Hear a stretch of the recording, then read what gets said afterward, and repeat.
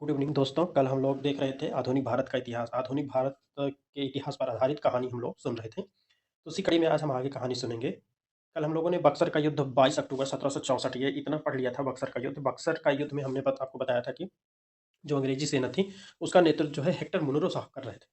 साहब नहीं करूँगा, हेक्टर मुनरो ही कर रहे थे। फिर आप देखेंगे बंगाल के गवर्नर का शुरू होता है पीरियड, क्योंकि रॉबर्ट क्लाइव जो है ये बंगाल का पहला गवर्नर बनता है। तो बंगाल के गवर्नर का पीरियड देखेंगे हम लोग तो 1757 से 1773 तक रहता है। ये लगभग आप देखोगे 16 साल है लगभग, ठीक है? 1757 से 1773 तक। तो पहला बंगाल का गवर्नर बनता है रॉबर्ट क्लाइव, दूसरा बंगाल का गवर्नर बनता है हॉलवेल, तीसरा बंगाल का गवर्नर बनता है विंसीटार्ट, चौथा होता है फिर रॉबर्ट क्लाइव आ जाता है, ठीक है? पाँचवाँ है वेरलस्ट और छठवाँ हम देखेंगे कर्टियार है और सातवां देखेंगे वारेन हेस्टिंग।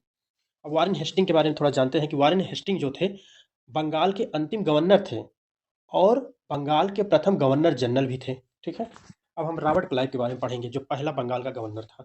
बंगाल का प्रथम गवर्नर कौन था? तो रॉबर्ट क्लाइव थे। रॉबर्ट क्लाइव के बारे में हम पढ़ते समय देखेंगे कि 1760 में क्लाइव जो है इंग्लैंड चला गया। बक्सर के युद्ध के बाद जब दूसरी बार बंगाल का गवर्नर बनकर आया, तो बंगाल में द्वैध शासन लागू किया था। अब यहाँ एक प्रश्न बनता है कि द्वैध शासन की शुरुआत किसने की? तो हम देखेंगे द्वैध शासन की शुरुआत 1760 में क्लाइव ने की थी। किसने किया था? क्लाइव ने किया था। द्वैध शासन में हम देखेंगे एक होता है नवाब का शासन, जिसमें प्रशासनिक खर्च उठाता था। कौन उठाता था? नवाब उठाता था। और दूसरा कंपनी का शासन, आय का स्रोत, जो इनकम होगी वो कंपनी वसूलेगी और जो खर्च आएगा नवाब करेंगे, ठीक है? ये था द्वैध शासन। ये किसका लाया हुआ था, कॉन्सेप्ट था? ये था रॉबर्ट क्लाइव का। अब आगे हम देखेंगे कि गवर्नर क्लाइव आय का स्रोत कंपनी के हाथों में दे दिया तथा प्रशासन का खर्च बंगाल के नवाब साहब के हाथों में दे दिया, ठीक है? फिर इसी समय हम देखेंगे 1770 में बंगाल में अकाल सूखा भी पड़ा था। समूचा बंगाल भूख से मरने लगा। इसी समय वारेन हेस्टिंग गवर्नर बनकर आया, ठीक है? वारेन हेस्टिंग के संबंध में हम लोग कुछ बात देखेंगे अब। अभी हम ऊपर बताए आपको वारेन हेस्टिंग 1773 से 85 तक हम इसे देखेंगे। बंगाल का प्रथम गवर्नर जनरल था, बंगाल का अंतिम गवर्नर था। दोनों बात है। अगर पूछे कि बंगाल का अंतिम गवर्नर कौन था? Warren Hasting. और बंगाल का प्रथम गवर्नर जनरल, गवर्नर के आगे आप जनरल लग गया, तो गवर्नर जनरल वारेन हेस्टिंग थे। अब वारेन हेस्टिंग के बारे में हम देखते हैं क्या होता है। 1772 में द्वैध शासन को समाप्त कर दिया। ये देखिए 1772 में द्वैध शासन को समाप्त कर दिया गया। किसके द्वारा समाप्त कर दिया गया? वारेन हेस्टिंग के द्वारा। लाया किसके द्वारा गया था? रॉबर्ट क्लाइव के द्वारा। फिर हम आगे देखेंगे 1772 में बंगाल के प्रथम जिलों में, प्रत्येक जिलों में, ठीक है? 1772 में बंगाल के प्रत्येक जिलों में दीवानी फौजदारी अदालत की स्थापना कराया था। कौन कराया था? वारेन हेस्टिंग ने करवाया था। 1774 में कलकत्ता में उच्चतम न्यायालय की स्थापना करवाया था। कौन करवाया था? वारेन हेस्टिंग ने करवाया था। कब करवाया था? 1774 में। 1781 में कलकत्ता में प्रथम मदरसा की स्थापना करवाया था। अब हम देखेंगे 1782 में वाराणसी में जोनाथन डक्कन द्वारा संस्कृत विद्यालय की स्थापना कराई गई। फिर 1784 में देखेंगे विलियम जोन्स, कौन थे? विलियम जोन्स द्वारा the Asiatic Society of Bengal की स्थापना की गई। कब की गई? 1784 में। ये सब पीरियड किसका है? ये सब पीरियड हम पढ़ रहे हैं वारेन हेस्टिंग का है। वारेन हेस्टिंग के पीरियड में ये सब हुआ है। 1784 में विलियम जोन्स द्वारा the Asiatic Society of Bengal की स्थापना की गई।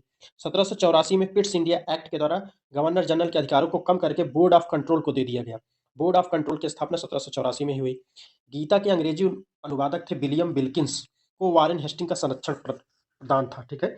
अगर आपसे कोई पूछे कि गीता के अंग्रेजी अनुवादक का क्या नाम था, तो आप बताओगे विलियम विल्किंस थे। विलियम विल्किंस को वारेन हेस्टिंग का संरक्षण मिला हुआ था।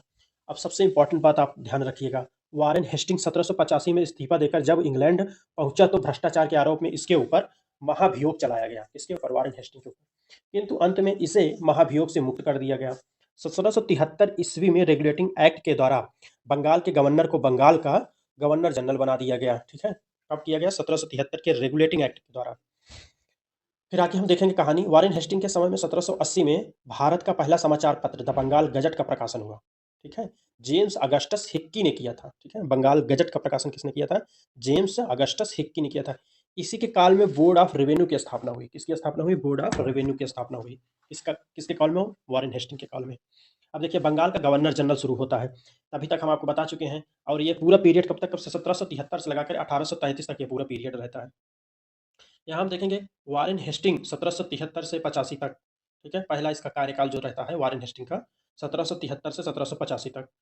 फिर ऐसे जॉन मैकफॉरन करके थे, लॉर्ड कॉर्नवालिस थे, जॉन सोर थे। अस्थाई भूमि बंदोबस्त की इसी दौर में शुरू किया गया था। हम देखेंगे जॉन सोर के समय में। लॉर्ड विलेजली थे, लॉर्ड कॉर्नवालिस फिर से आते हैं, लॉर्ड, फिर ये जॉर्ज वारली थे, लॉर्ड मिंटो थे, लॉर्ड हेस्टिंग्स, जॉन एडम्स थे, एम हस्ट थे, विलियम बेंटिक थे, ठीक है।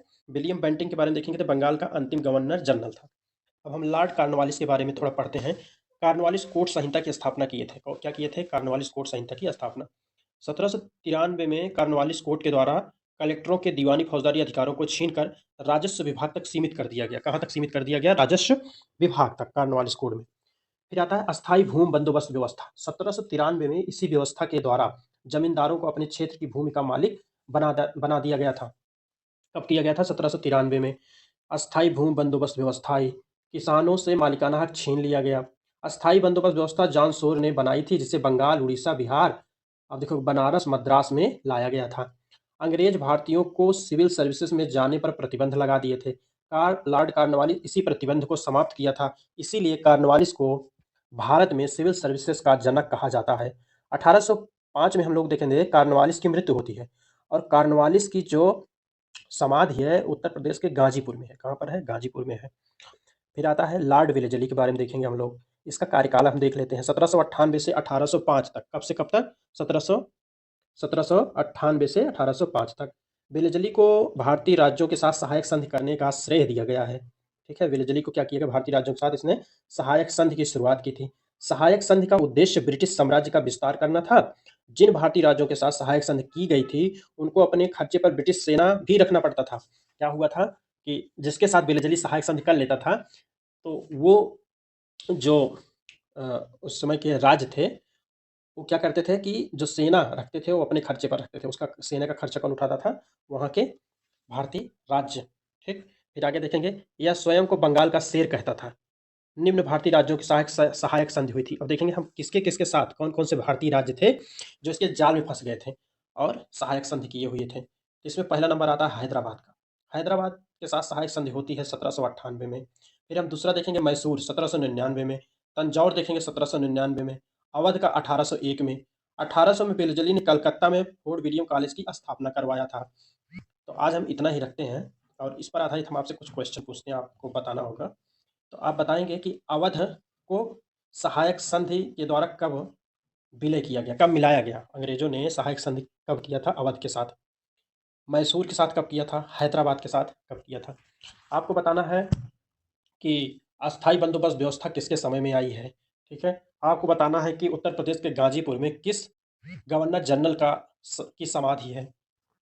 और आपको बताना है कि गीता के अंग्रेजी अनुवादक का क्या नाम था? जो गीता का अंग्रेजी में अनुवाद किया था उसका क्या नाम था? फिर आपको बताना है कि पिट्स इंडिया एक्ट कब आया? फिर आपको बताना है कि कलकत्ता में उच्चतम न्यायालय की स्थापना कब हुई थी? आपको इतने सारे क्वेश्चन बताने हैं, आप बस सुनिए और आपकी पूरी तैयारी इसी तरह होती रहेगी। आज के लिए बस इतना ही रखते हैं। Thank you, good night, bye.